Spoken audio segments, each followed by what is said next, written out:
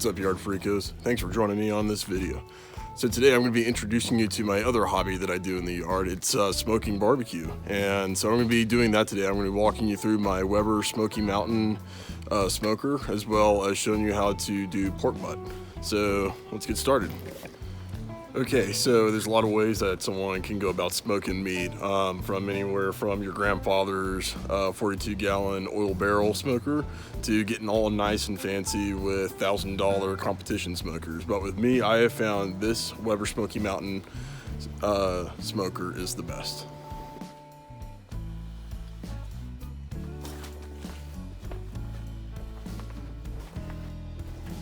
Okay, let's walk you through the features of this Weber Smokey Mountain. So you can see they got the gauge here. Trying to get it out of the sun here, but you got the gauge here. And you got the top smoker here to allow the smoke into the heat escape. And then what you can see is you got two levels of surface here. So with this particular model, this is the 18-inch model.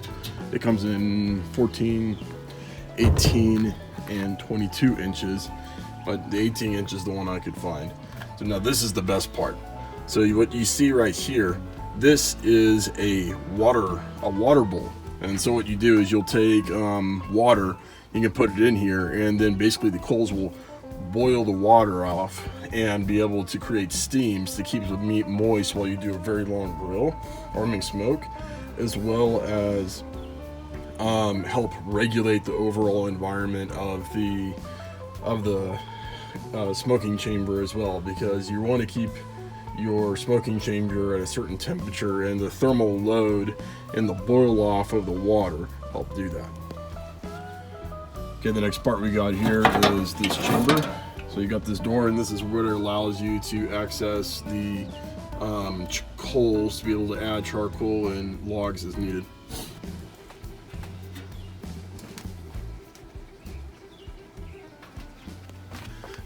Okay, and this is the last part. So this is where you add the charcoal and the logs. So this is left over from my last smoke from a while back.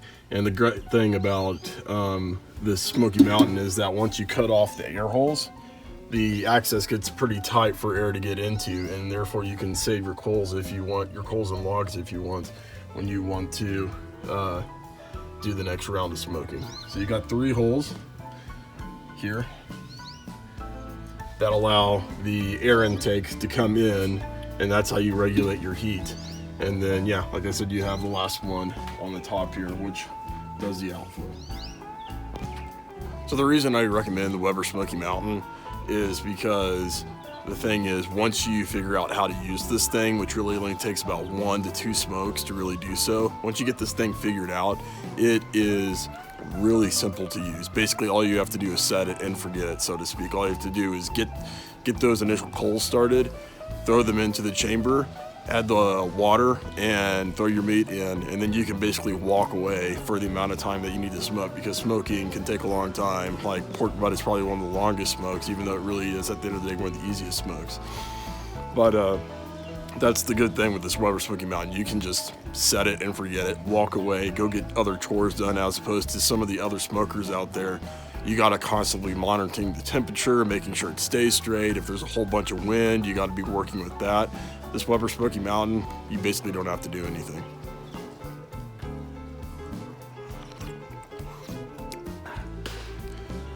All right, with this Weber Smokey Mountain 2, I know there's going to be some complaints about it. If you go on Amazon, it's not cheap, relatively speaking, for a smoker.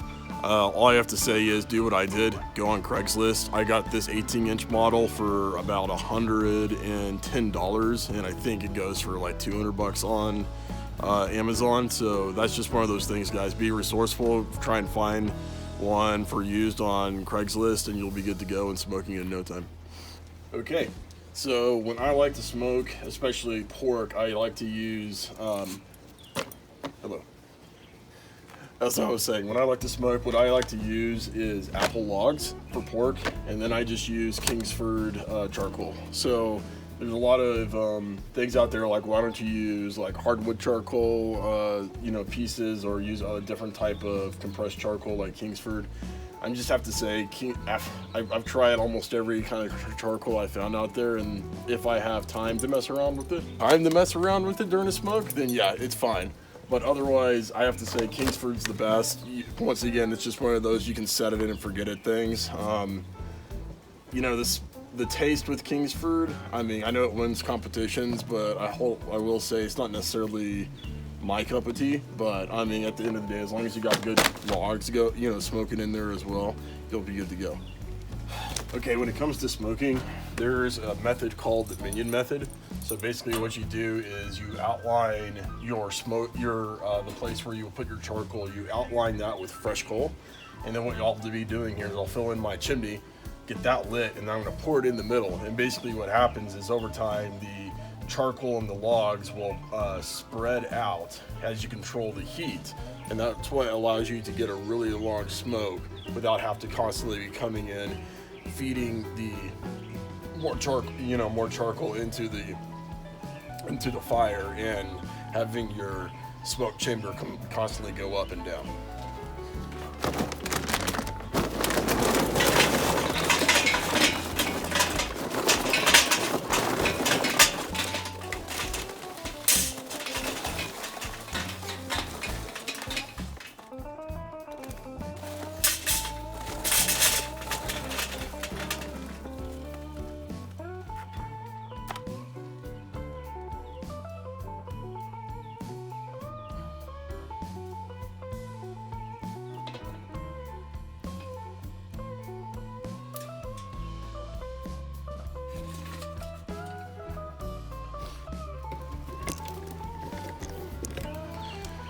Okay, the coals are just about ready here.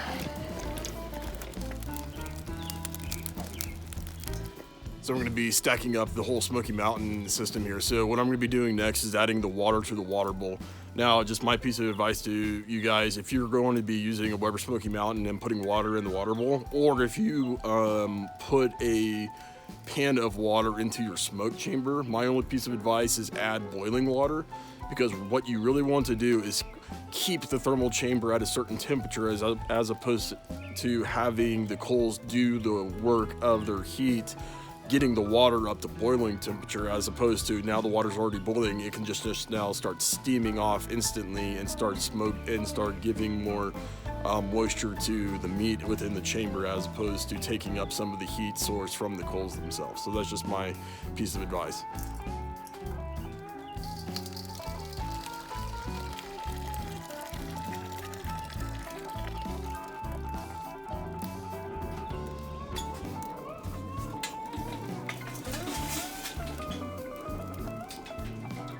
See, now that I have the coals in the middle here, they'll be able to spread and keep the rest of those coals going as time goes by during the smoke.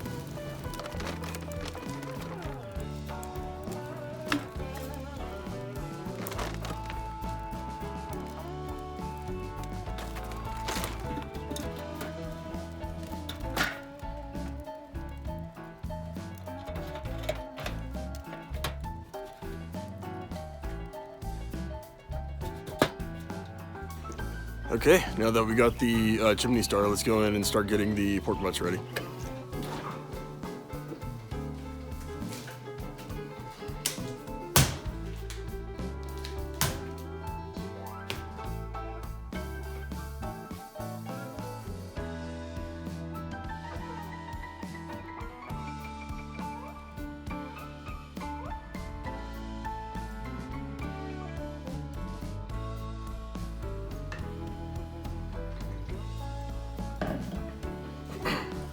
Okay guys, so you know everyone likes their barbecue differently. I kind of grew up in the Texas barbecue style tradition, which for me means basically a little bit hot, not a lot of sugar, if any at all, and using vinegar-based sauce.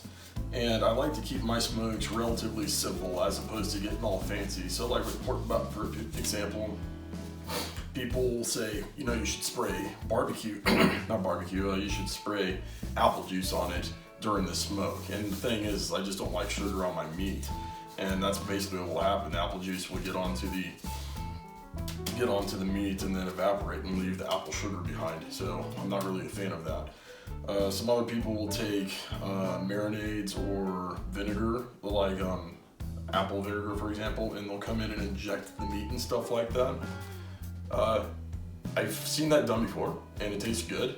But with me, now that I got the Smoky Mountain set up with the water in the chamber, I think I don't run the risk of making this meat dry during the smoke. So that's what so I'm just gonna leave it be, just gonna be relatively simple. So what I'm gonna do is I'm gonna take some olive oil. Basically this is the olive oil version of Pam. I'm gonna spray the outside of the meat. And then I'm gonna take Rudy's barbecue rub. If you guys haven't heard of Rudy's and you're down in Texas, go visit them. You will not regret it. And buy this rub because this stuff is great. And so basically then what I'm gonna do is I'm gonna take this barbecue rub it on the meat, throw it into this pan, take it outside, throw it on the smoker, and we're gonna be good to go.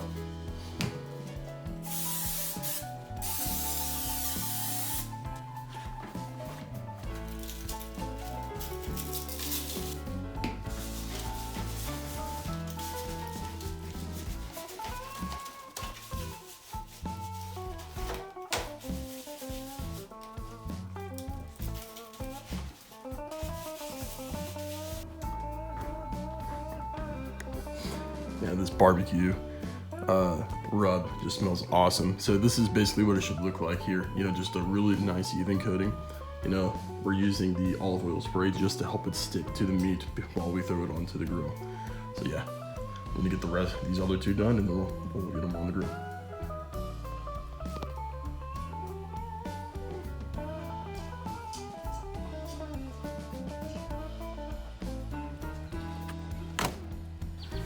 You can't really see it, but yeah, there we go. You can see we're just getting up to temperature here. So I think it's time to get these pork butts onto the grill. So I have to say, another great thing about Weber Smokey Mountains. Man, got some smoke in my eyes. Another great thing about Weber Smokey Mountains is that because of the vertical configuration of it, you can actually do multiple stacks of whatever it is you're cooking. So let's just say you want to do Thanksgiving turkey and a ham or a prime rib. You can do both. You can basically put one on top of the other and smoke both at the same time and be able to keep it going like that.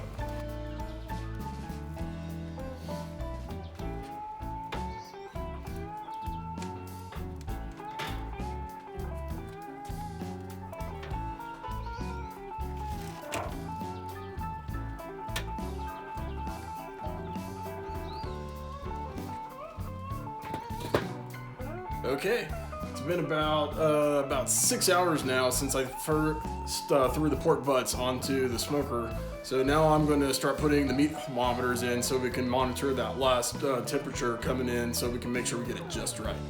So with this one here, I'm going to be using the Riida or Riida, I don't know what it's called. Anyway, I got this from an in-law for Christmas and it definitely has helped bring my smoke game back up to par. And yeah, it's just great because it once again allows you just to set it and forget it, because you can set this to do timers and let you know when the meat gets up to a certain temperature and all that stuff. So that's what I'm going to be doing. So I'm going to be putting, it has two probes here. So here's one and here's two. And what that allows you to do is I'm going to be putting it in the smallest hunk of pork butt and the largest hunk to make sure I can monitor the temperature on both of those, because one's probably going to have to come out before the other. What? Ribs and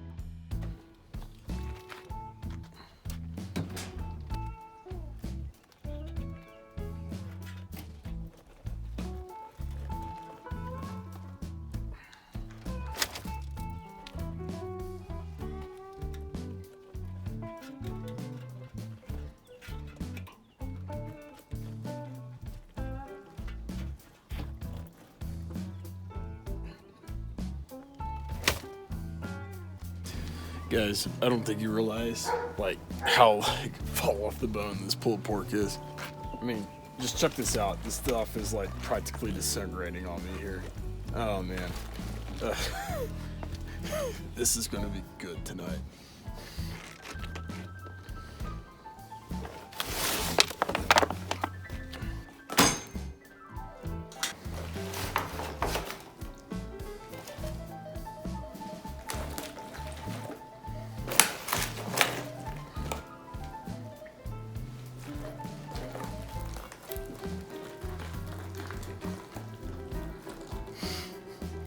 Didn't even stick. Did not even stick. Yeah, it's gonna be some good barbecue. All right, so when it comes to pulled pork, the only other thing I do here is I add a little bit of Lowry seasoning when I'm pulling the pork apart and just mix it in there, guys. You want to get some of this awesome bark. Man, it's really hot. You really want to get some of this bark just mixed into this area as well. Get some Lowry seasoning there. Not too much, just enough. And then once you do, you're gonna have some awesome pulled pork sandwiches.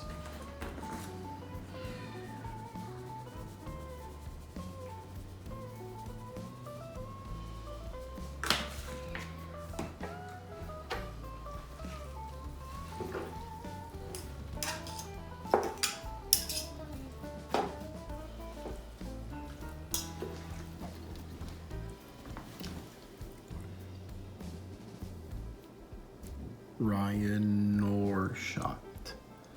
Ryan Norshot. Ryan Norshot. So, I hope you guys enjoyed that video. I hope you got a lot out of it. Like I said, this is another part of my channel I'm wanting to start broadening out of, and just showing you something else that you can do in your yard, because I am the yard freako. It's not all about lawn care with me. I want to show you how you can garden. I want to show you how you can barbecue and grill and learn those things as well. Anyway, I hope you got a good introduction to the Weber Smokey Mountain, which is what I use.